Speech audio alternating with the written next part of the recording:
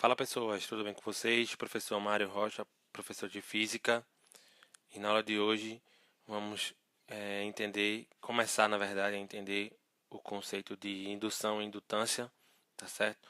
Lembrando que essa aula é referente ao curso de eletromagnetismo, né? O curso de Física 2, onde o livro-texto atual utilizado é o Fundamentos da Física, o volume 3, beleza? Então, para começar a entender, vamos nos motivar da seguinte maneira. Ao final da aula passada, a gente estudou como era o torque em uma espira, né, percorrida por uma corrente elétrica, o que ocasionava. E a gente fez para o exemplo de uma espira quadrada, né, mas vimos que o que acontece é que nessa situação a espira tende a sofrer um torque de modo a alinhar o seu momento de dipolo magnético com o campo magnético, tá? Então, se você coloca uma espira percorrida por uma corrente e essa espira sob a influência de um campo magnético, o que vai acontecer é um torque para alinhar o momento de dipolo magnético com o campo magnético externo, beleza? Então isso foi o que a gente viu. E aí a pergunta que eu quero fazer é: e se agora a gente colocar uma espira que não está sob influência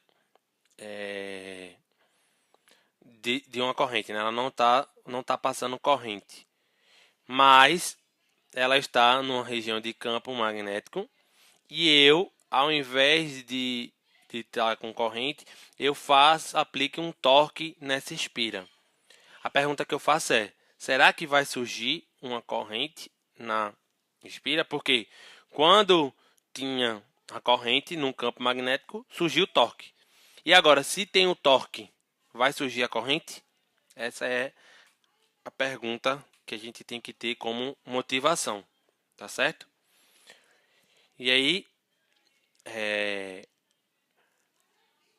a pergunta é, né, como eu disse, um torque aplicado a uma espira sob a influência de um campo magnético B, surge uma corrente elétrica,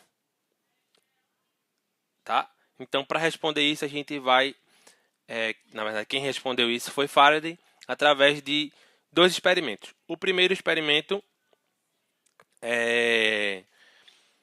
dizia o seguinte: então, no primeiro experimento, ele pegou um ímã e uma espira, tá certo? Em que ele colocava o ímã para se aproximar da espira e depois a espira para se aproximar ou se afastar do ímã, ou seja, tinha um deslocamento relativo entre o ímã e a espira.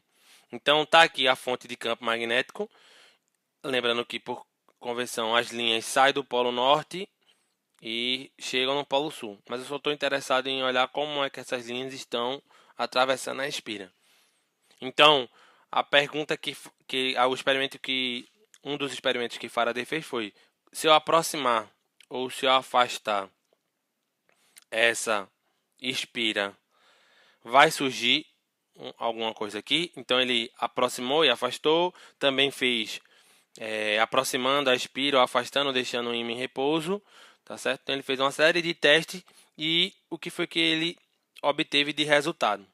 O primeiro caso que ele falou é que caso não tenha um movimento relativo entre o ímã e a espira, ou seja, se eu coloco o ímã em repouso e a espira em repouso, não acontecia nada, né? Não conseguia medir nenhuma corrente na espira, beleza? Agora, caso tenha um movimento relativo, como assim, Mário, movimento relativo? Seja a espira se aproximando ou se afastando, ou o ímã se aproximando ou se afastando, ele detectou uma corrente elétrica surgia na espira diferente de zero. Beleza? Esse foi o segundo resultado. Outro resultado que ele obteve era que quanto mais rápido isso acontecia, né, Quanto mais rápido você afastava ou aproximava o ímã ou a espira, quanto mais rápido era esse movimento relativo, maior era a intensidade da corrente. Tá certo? Esses foram o que ele observou. E aí, qual foi a conclusão que ele tirou? Então, a conclusão desse experimento que Faraday tirou é que quando há, né, o deslocamento relativo entre espira e ímã, ok?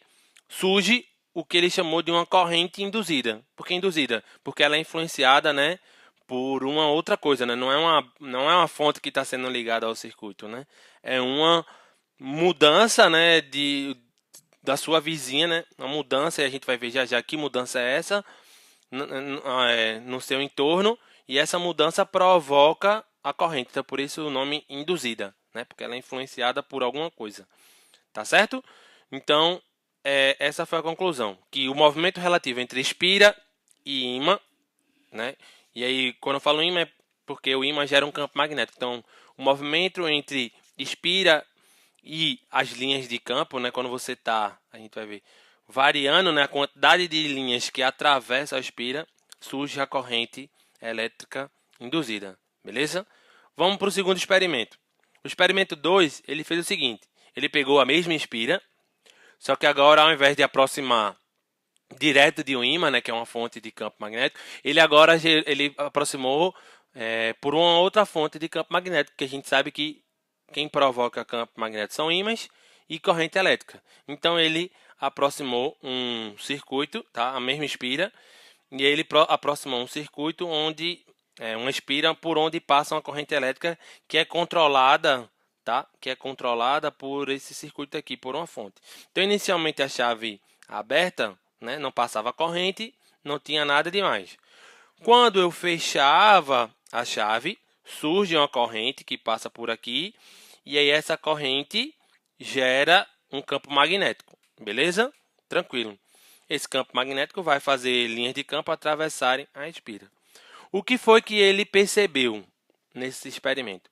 Ele percebeu que quando você ligava ou desligava a corrente, você conseguia detectar uma corrente induzida nessa espira aqui. Então, quando ele ligava, ele percebia. Depois de um tempo, parava. E depois ele desligava, ele voltava a detectar essa corrente. Então, o que foi que ele percebeu? Ele percebeu que quando a gente liga, a corrente está em zero, né? E vai de zero até um valor, até ficar estacionária, né? Já que a fonte seria uma pilha, né? Uma bateria, gera uma corrente contínua. Mas até ela ficar no regime estacionário, né? Até ela ficar contínua, ela precisa crescer. Então, nesse momento, ele detectava uma corrente induzida. Depois que ela ficava estacionária, ele não detectava mais essa corrente induzida. E ele só voltava a medir uma corrente induzida quando ele desligava, que ela ia do seu valor, né, até zero. Então, nesse intervalo ele detectava. E o que é que tem de comum esses pontos de ligar e desligar?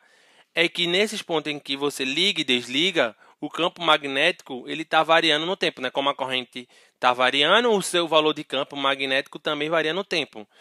Então, o que é que ele concluiu?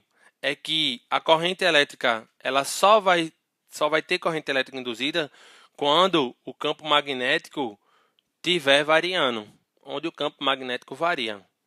Beleza?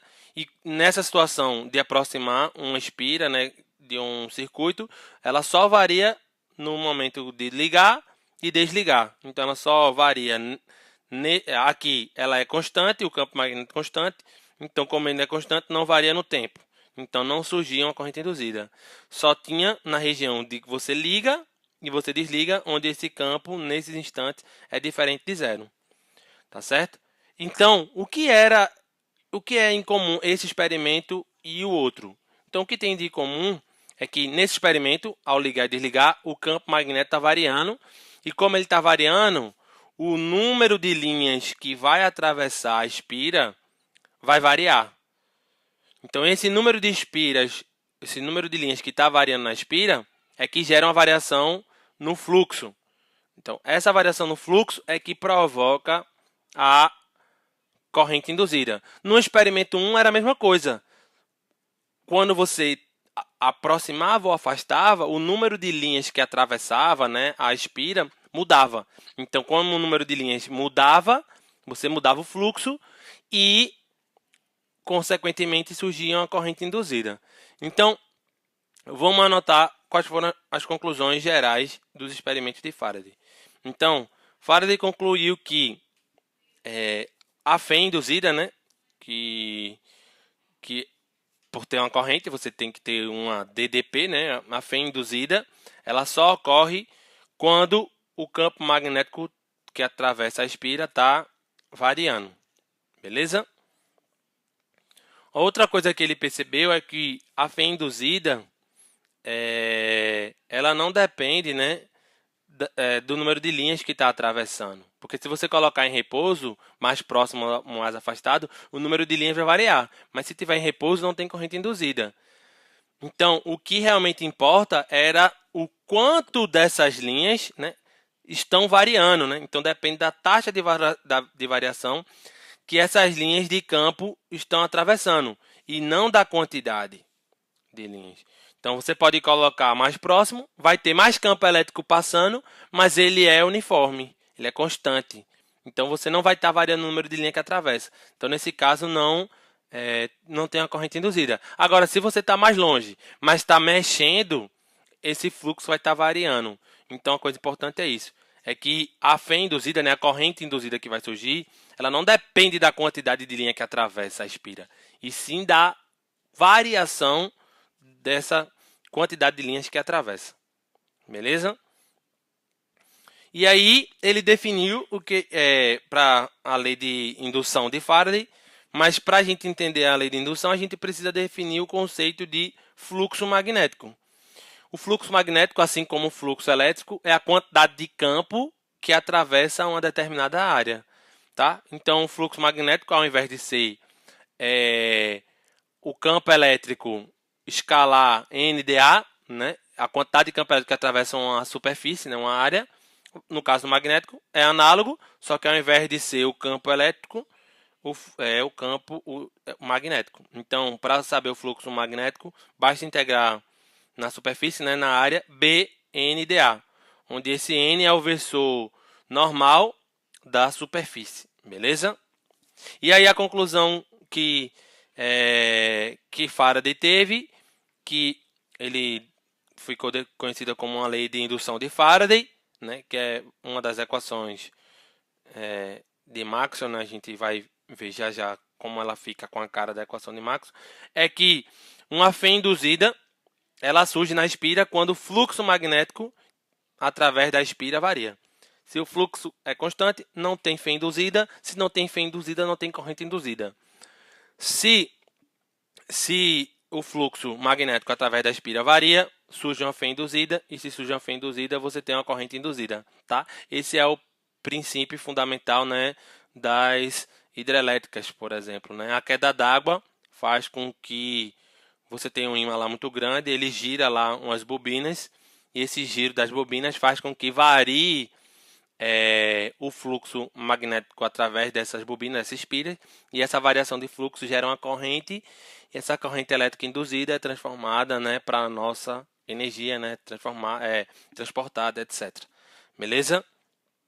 E aí ele percebeu que essa fé induzida ela é proporcional a essa variação do fluxo. Beleza? Essa variação no fluxo magnético. Quanto maior for a variação no fluxo magnético, maior era essa fé induzida. Ou seja, quanto mais rápido aproximava o ímã da espira, mais eu estava variando o fluxo. Maior era a corrente, consequentemente, maior era a fé induzida.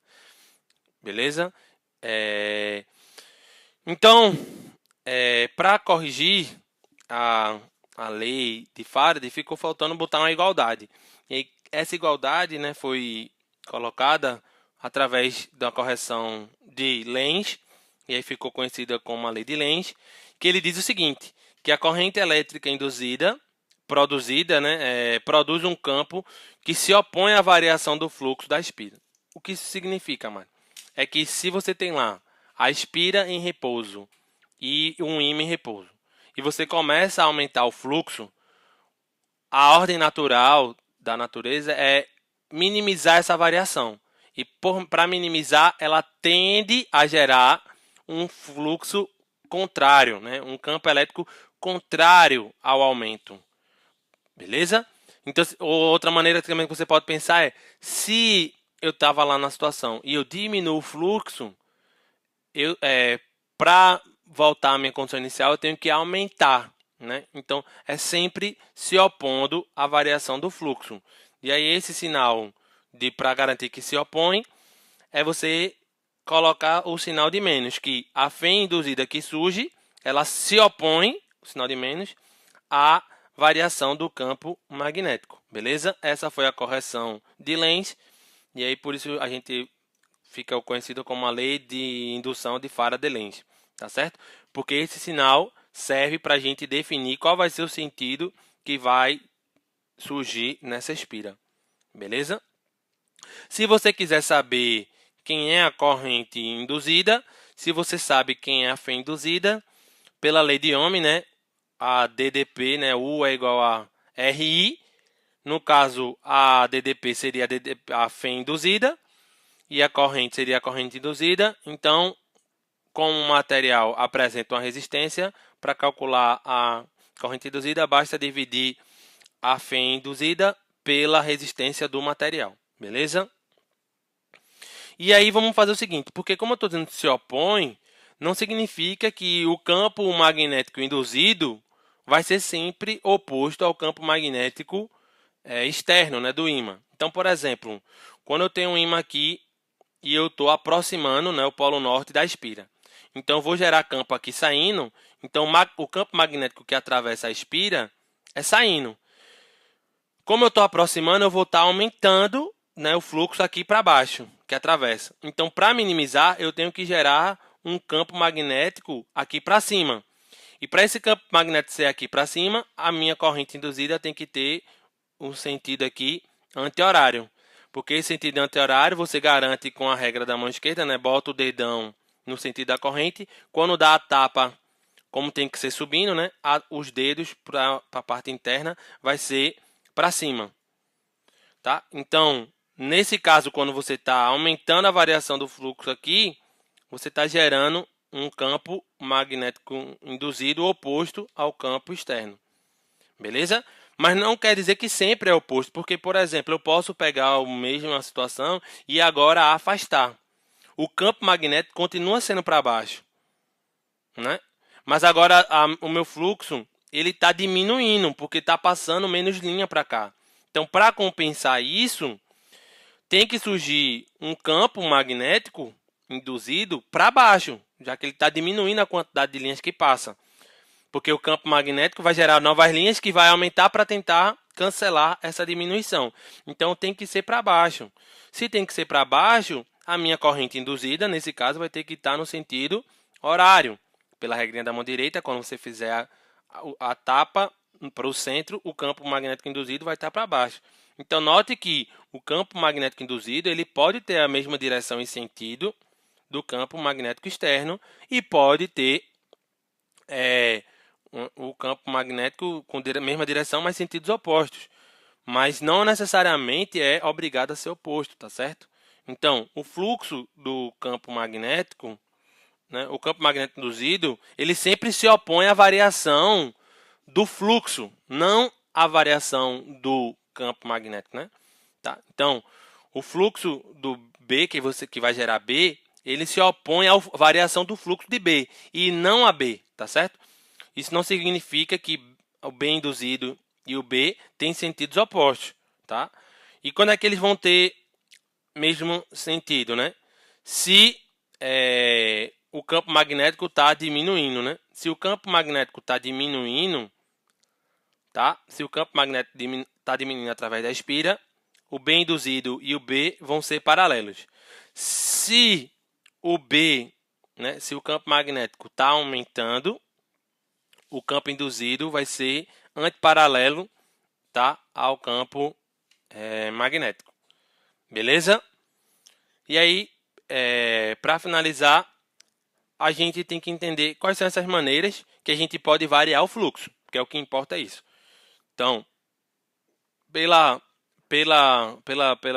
fórmula do fluxo, o fluxo é integral, né, da superfície de BNDA. Então, você pode variar, né? Aí eu estou fazendo aqui o B com N, né? Eu estou abrindo um produto interno, né? Então, é o módulo de B, módulo de N, que é 1, vezes o cosseno de θ, que é o ângulo entre eles. Então, para eu variar o fluxo, eu posso ter três coisas. Primeiro, o mais simples é eu aumentar ou diminuir o campo magnético, né? Que é o que acontece com esse exemplo aqui, que a gente utilizou.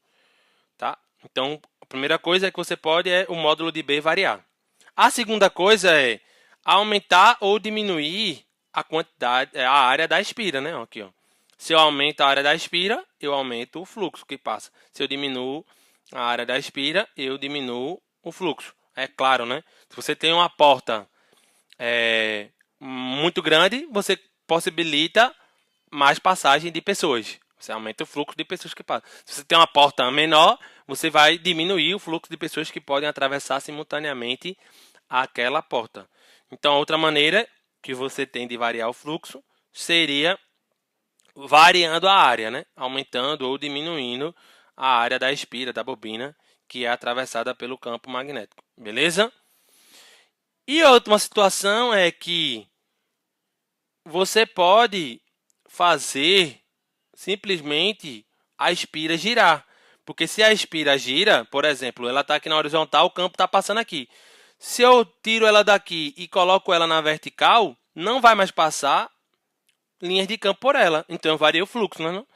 Então, a outra maneira que você faz é você girar a espira, ou seja, variar o ângulo que o momento de dipolo anormal, né, da espira, né, anormal da espira faz com o campo magnético, tá certo?